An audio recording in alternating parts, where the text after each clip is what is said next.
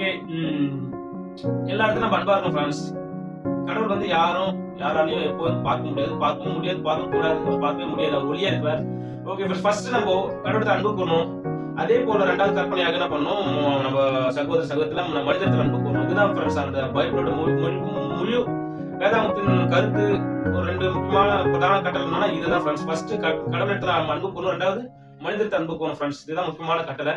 Okay friends, அப்போ நம்ம என்ன பண்ணணும், கடவுளத்துல எப்படி அன்பு கூறதுன்னா அவர் பிரியமா வாழறது, ஒழுக்கமா வாழ்த்து கடத்த அன்பு கூறுது ஃப்ரெண்ட்ஸ். வேற ஒண்ணுமே கிடையாது. நம்ம ஒழுக்கமா வாழ்ந்து அவர் பிரியமா வந்து அவருடைய கற்பனைகளை, அவருடைய கட்டளைகள் நம்ம கை கொள்ளும் போது கடவுள் நம்ம கூடவே இருப்பார் ஃப்ரெண்ட்ஸ்.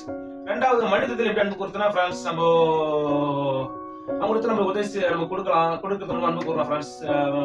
ஒரு விஷயம் என்னன்னா, ஒரு தாட்ஸ், ஒரு கருத்து நான் சொல்ல விரும்புறேன். சில பேர் அப்புறம் மனைவி இடத்துல பண்ண மாட்டாங்க, அன்பு கூற மாட்டாங்க. மனைவி இடத்துல வந்து பேரண்ட்ஸ் வைப்பாங்க, பிள்ளைகளை வைப்பாங்க. இல்ல ஃப்ரெண்ட்ஸ், ஃபர்ஸ்ட் ஒரு கணவனுக்கு மனைவி தான் ரொம்ப இம்பார்ட்டன்ட். கணவனுக்கும் மனைவிக்கும் இடையில பேரண்ட்ஸும் வர அவனுக்கு அளவு கிடையாது.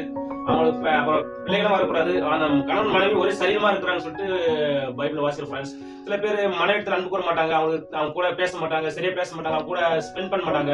எப்பயும் வேலை பிஸின்னு இருப்பாங்க ஃப்ரெண்ட்ஸ். அப்படி இல்லை ஃப்ரெண்ட்ஸ். நான் சொல்ற முக்கியமான கருத்து என்னன்னா, மனைவிடத்துல ரொம்ப நம்ம அன்பு கூறணும். மனைவியும் நம்மளும் ஒரே கணவனும் ஒரே சரீரமா இருக்கிறாங்க. அவங்களுக்குள்ள எல்லா ஒளிவு மரம் இது இருக்கிற ஃப்ரெண்ட்ஸ். எப்பயும் அவங்க அன்பா இருக்கணும். அதுதான் கடவுள் வந்து விரும்புறாரு ஃப்ரெண்ட்ஸ். ஓகே ஃப்ரெண்ட்ஸ், எல்லாத்தையும் அன்பு கூறணும், எல்லாத்தையும் அன்பா இருக்கலாம். ரிலேஷன்ஸ்ல, பிரதர் சிஸ்டர்ஸ்ல, பேரண்ட்ஸ்ல, பிள்ளைகள் இடத்துல எல்லா இடத்துல நம்ம அன்பா இருக்கணும் ஃப்ரெண்ட்ஸ். ஓகே, இதெல்லாம் இன்னைக்கு இருக்கிற தாட்ஸ். எல்லாத்தையும் நம்ம அன்பா இருக்கணும். அன்பு தேவனால் உண்டு இருக்கிறது. அன்பு கூற எவனும் தேவனால் பிறந்திருக்கிறான்னு சொல்லிட்டு பைபிள் வாசிக்கணும் ஃப்ரெண்ட்ஸ்.